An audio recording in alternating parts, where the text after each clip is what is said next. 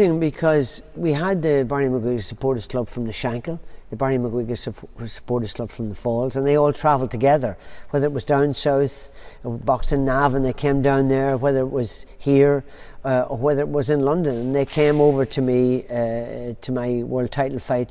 Pedroza would not come to Belfast, and understandably so. He had been champion for 7.5 years, longest reigning featherweight champion, one of the longest in history.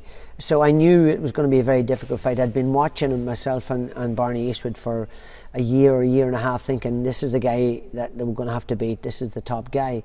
And I fancied my chances against him because I could put pressure on people like nobody else in the featherweight division. I was strong, I could wallop, and I got good stamina and a good resistance. But I had to get past people like Juan Laporte, who really nailed me and hurt me in the King's Hall back in early 1985, February 1985, and he rocked me to my boots. But I knew once I got past him, a guy that could really take a great shot, that I had a great chance of winning the world title. Pedroza was hard to deal with, and Barney had a lot of difficulties, him and Mickey Duff, negotiating, but eventually he accepted.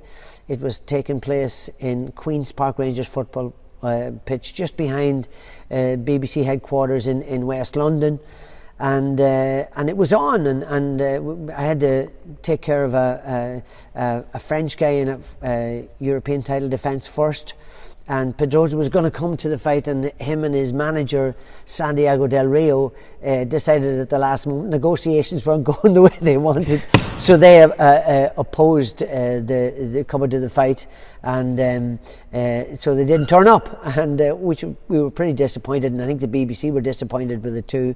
They wanted to have the sort of head-to-head, knocked out the French guy in a couple of rounds, and then the fight took place, negotiation restarted, and the deal was done the following morning. We had some press photographs done sort of face-to-face with the fists up and all that sort of stuff, and the fight was on, and then it was just rolling into June. 23,000 people there.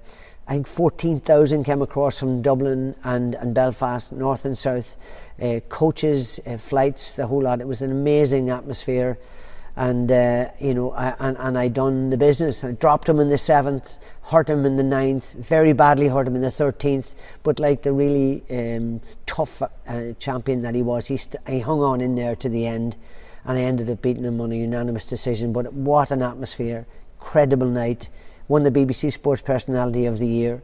Then later on I had to defend in September against a really talented Bernard Taylor, the BT Express, and he was very, very difficult, so it was a hard fight. Stopped him in round 8, so I was on a roll. It was really going well. Brilliant. And I want to bring it back to really an iconic moment of that night was the ring walk. Yes. It wasn't a short ring walk. I know. And the music choice, was that yours? It wasn't mine. I think Barney maybe chose that, but the ring walk was supposed to be seamless, and we would come out of I was in the home dugout, Pedroza was in the away dugout, as in dressing rooms. So we came out, and security in those days was a bit lax in comparison to what it is now. Nowadays they would have realistically 10 times the amount of security that we had way back then. So they had these metal barriers. So I came out of the dugout, turned left immediately, and then I was going to go sort of horizontally towards the ring.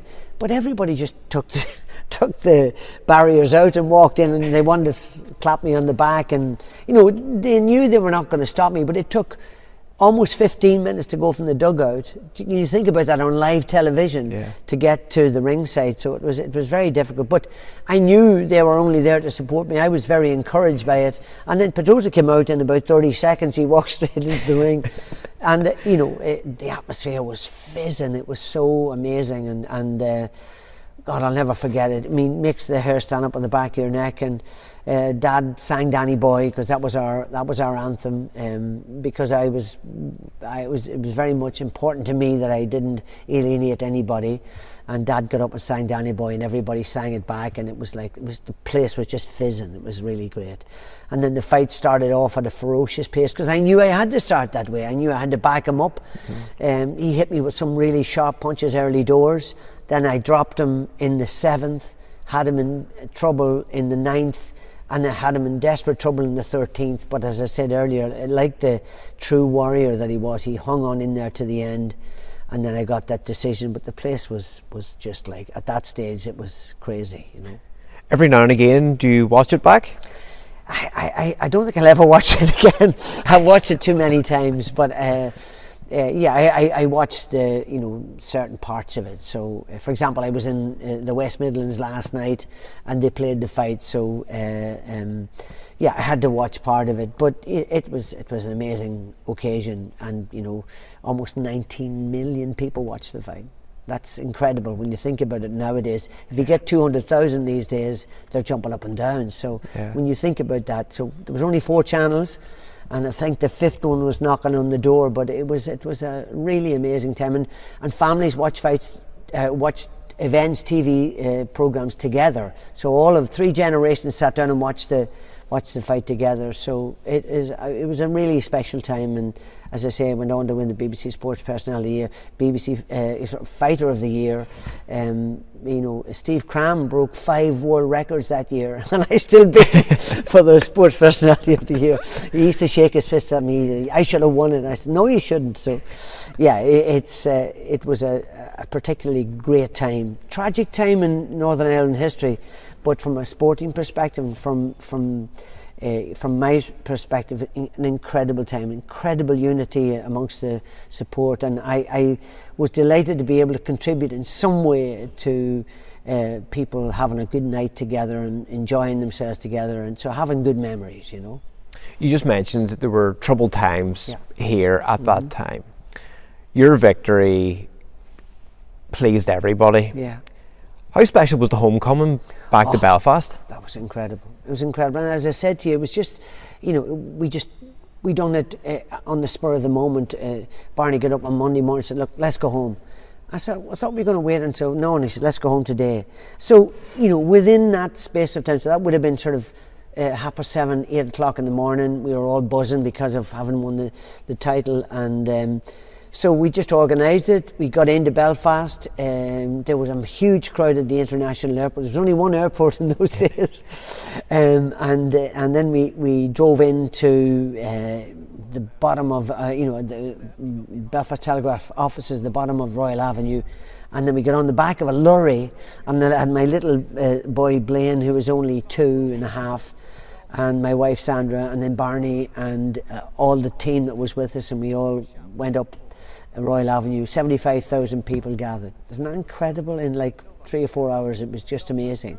Then we got out went up to the City Hall, got out on the balcony and waved to everybody. It was amazing. And then I drove home, and Malcolm Templeton had the Lotus and Alfa Romeo dealership, and he used to look after me with cars. So I bought a lovely new red Lotus, and because I was trying to avoid going into Clonus, and went round the back doubles, and up at the GAA pitch, I scraped the side of my Lotus.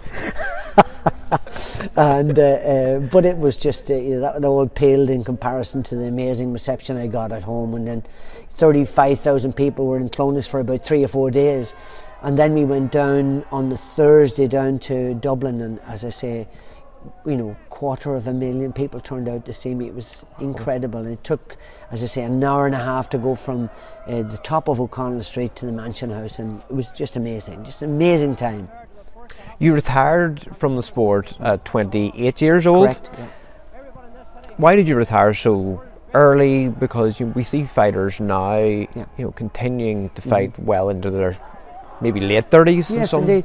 Well, I mean, I just knew that my dad had passed. I didn't have the same hunger. I had moved from Belfast, or from Northern Ireland, over to England. I boxed the last part of my career with Frank Warren, but something was missing. Something had gone, and as hard as I tried, and I trained, relentlessly, I couldn't get the magic back, and I just said, look, it's time to get out. I don't want to be 85% of the fighter I once was. I want to be 100% of the fighter I was, or else I don't want to be in this business.